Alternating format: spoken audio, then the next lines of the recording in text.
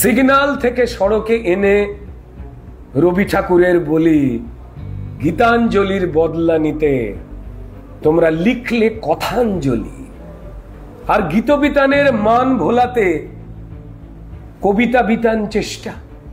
মনে পড়ছে নিশ্চয়? গীতবিতানের মান ভোলাতে কবিতা বিতান চেষ্টা।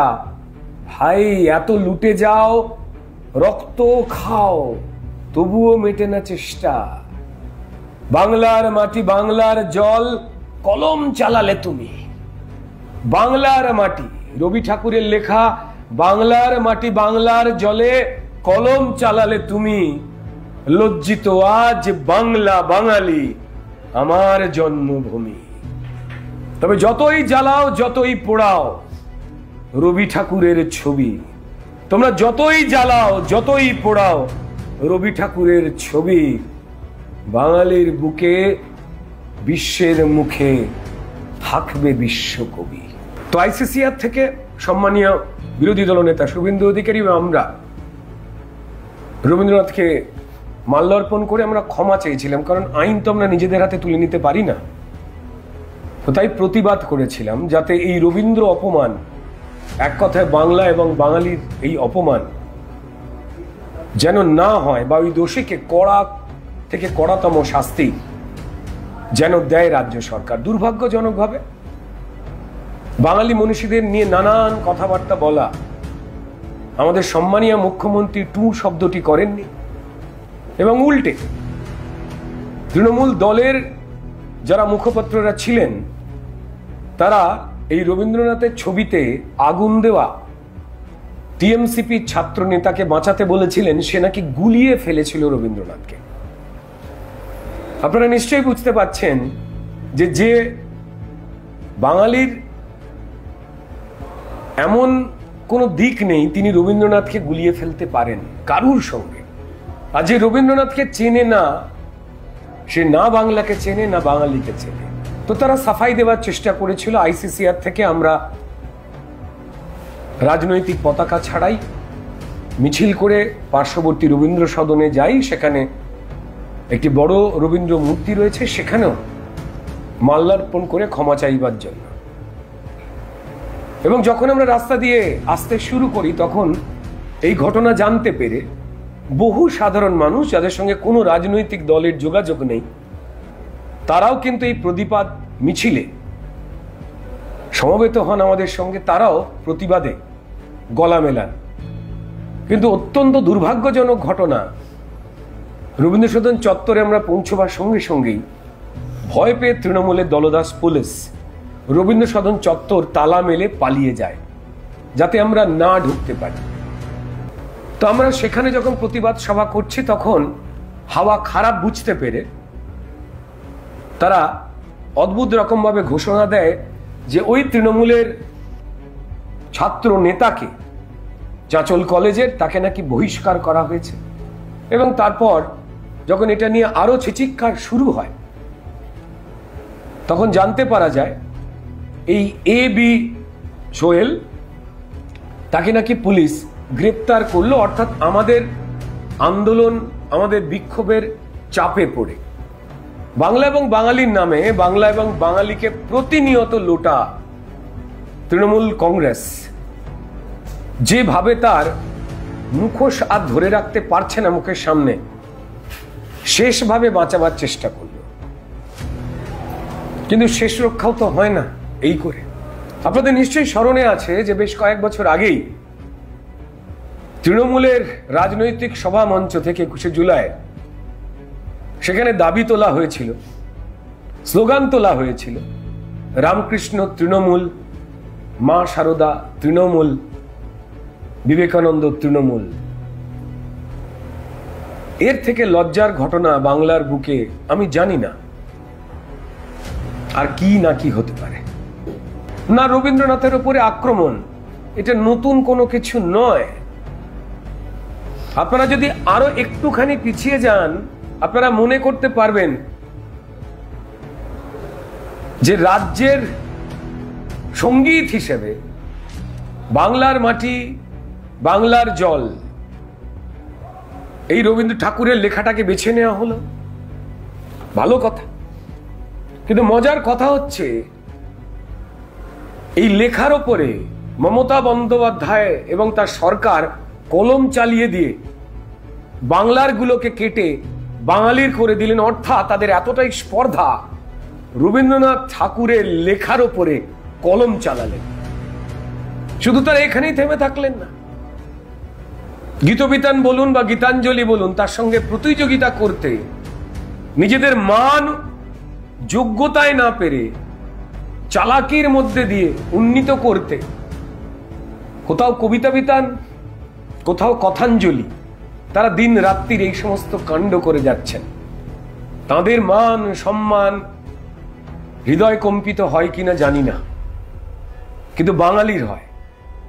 তিনি যে কোনো রাজনৈতিক মত পথের মানুষ হতে পারেন, আবার নিরপেক্ষ মানুষও হতে পারেন। এমনকি যারাই বাংলা এবং বাঙালিকে চেনেন, যারা হয়তো নিজেরা বাংলা এবং বাঙালি নন, অথবা যারা আমার রাজ্যের বাইরে থাকেন বা এই ভারতবর্ষেরও বাইরে থাকেন, তারা ভারতকে চেনেন কিন্তু এই মানুষগুলোকে দিয়েই, শুধু বাংলা নয়।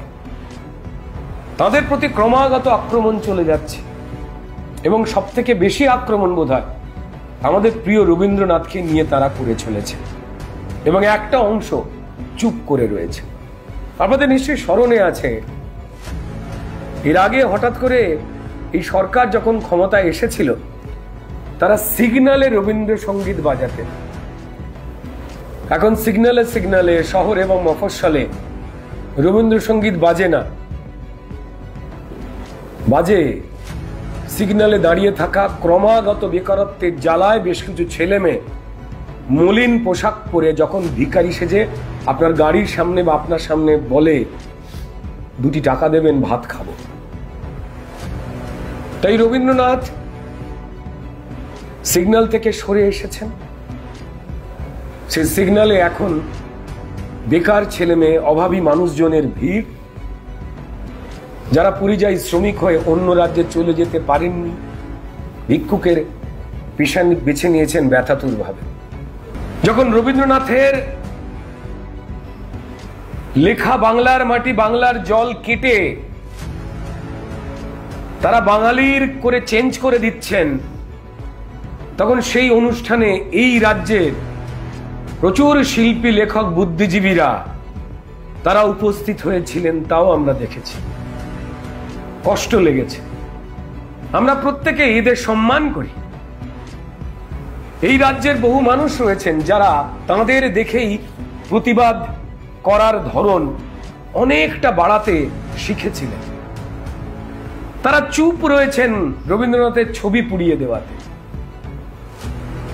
তারা কবিতা বিতান, গীতবিতানের নকল বা গীতবিতানের মানকে ছাপিয়ে যাওয়ার চেষ্টায় যা লেখা, গীতাঞ্জলির মানকে হ্রাস করতে বা সম জায়গায় নিজেদের উন্নীত করতে যারা এই বৃথা হাস্যাস্কর প্রয়াস করছেন, সেটাকে দেখে একটাও কোনো কথা বলেন না, উল্টে এই ধরনের অনুষ্ঠানের মঞ্চে বসে আলোকিত হয়ে কোনো একটা অনুকম্পা পেতে চান যেন। আমাদের কষ্ট লাগে যখন এই মানুষদের দেখতাম কথায় কথায় কলকাতার রাজপথে দৃপ্ত কণ্ঠে স্লোগান দিচ্ছেন বা হাতে শক্ত করে জ্বলন্ত মোমবাতি ধরে তারা এগিয়ে যাচ্ছেন, আর তাদের দেখতে পাই না। তাহলে বাংলা এবং বাঙালির মান যারা প্রত্যেক মুহূর্তে নষ্ট করছে, বাংলা এবং বাঙালির আবেগ নিয়ে যারা প্রত্যেক মুহূর্তে কলুষিত করে যাচ্ছে এবং আমাদের আঘাতে দিচ্ছে, তার বিরুদ্ধে অন্তত যারা শিল্পী, লেখক, কবিরা ছিলেন, তাদের একটুও কোনো কথা কি আমরা পাবো না? নাকি তারাও পশ্চিমবঙ্গের চাল, ডাল, আবাস, চাকরি লুট হয়ে যাওয়া মানুষের মতোই বিপন্ন? তারাও এই তৃণমূল সরকারের অধীনে আইনি রক্ষার কাজ করতে গিয়ে বিপর্যস্ত পুলিশের মতোই তারা বিপন্ন? এই লুম্পেনরা যারা মানুষের সর্বস্ব লুট করার পর বাংলার বাঙালির যতটুকু আবেগ পড়ে আছে,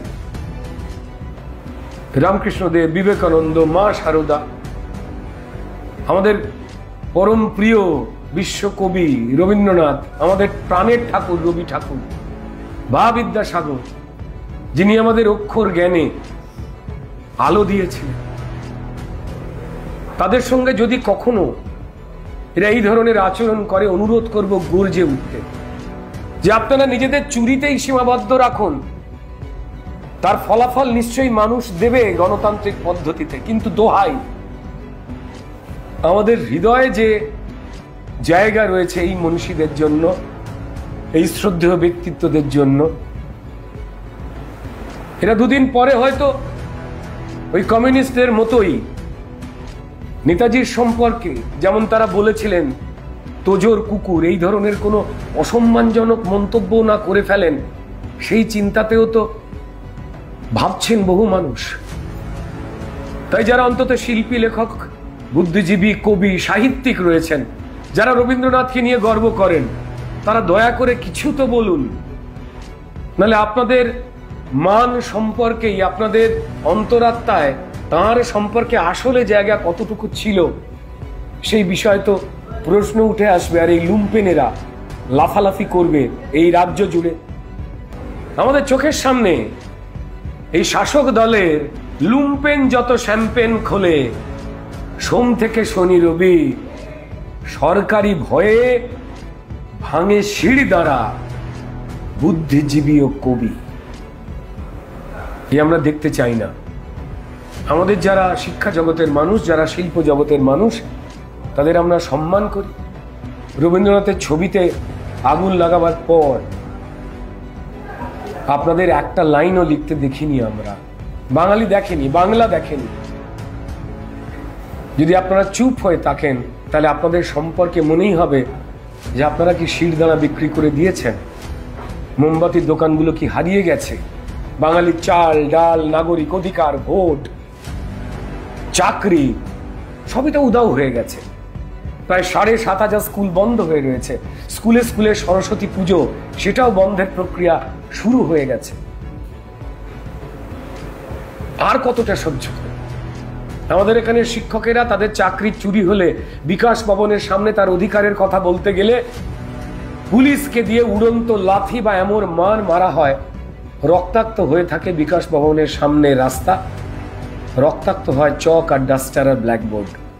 যদি আপনারা চুপ করে থাকেন, যারা অভিভাবক রয়েছেন তাদের সন্তানদের ভবিষ্যতের কথা ভেবে অন্তত কিছু লিখুন, যাতে যা অন্যায় এরা করছে যেন আর আমাদের মনীষীদের নিয়ে বাংলার যতটুকু রয়েছে ততটুকু আর খতম না করে দেয় এরা।